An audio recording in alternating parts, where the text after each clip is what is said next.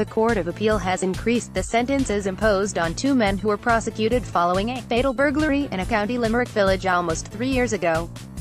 Cousins Michael Casey, 34, with an address at Clonlong Halting Site, Southill, in Limerick, and David Casey, 23, with an address at Carragh Park, Belcamp, Dublin, 17, had pleaded guilty to a series of burglaries, including one at the home of John O'Donoghue at Toomaline, Doon, on August 27, 2015.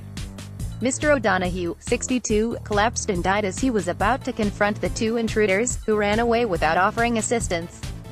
Judge Tom O'Donnell sentenced both men at Limerick Circuit Criminal Court to 4.5 years imprisonment with the final year suspended on December 15, 2016.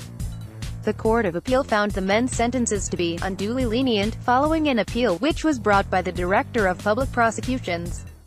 In seeking a review of the Casey's sentences last December, counsel for the DPP, Thomas O'Malley BL, submitted that the Caseys targeted 4 residential properties and entered 3.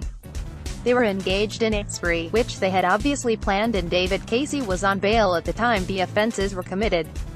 While it was not alleged that the Caseys directly caused the death of Mr. O'Donoghue, Mr. O'Malley said there was undoubtedly some causative link between the Caseys' behaviour and Mr. O'Donoghue's sudden death.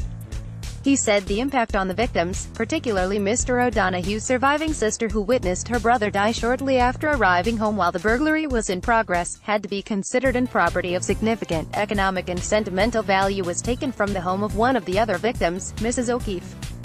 The DPP made further general submissions to the court today, in case the court may wish to offer some general guidance or guidelines on the sentencing of burglaries for the future.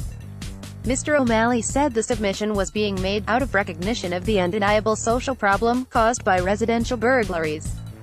Mr. O'Malley said residential burglaries were a serious social problem, particularly where the dwelling happens to be occupied by an elderly, infirm or disabled person, and where it happens during the night or in the early hours when the person or persons are at home.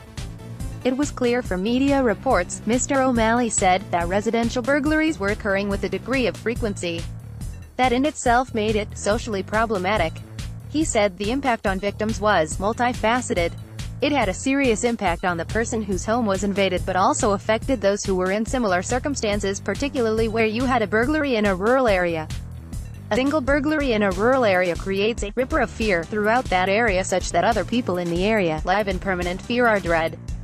This meant that residential burglaries could destroy entire communities or ways of life, Mr. O'Malley said. It could lead people to alter their lifestyles, like moving into sheltered accommodation. He said people felt at risk in their homes, the place they should feel most secure. Mr. O'Malley submitted that residential burglaries should be treated as a special case. It was already recognized, he said, that residential burglary was at least as much an offense against the person as it was the property, and sometimes more so. While little or no property of any value may be taken, typically, the victim will continue to endure a sense of fear and insecurity for quite a long time to come. The defendants were both sentenced this Thursday to 7 years imprisonment with the final 8 months suspended.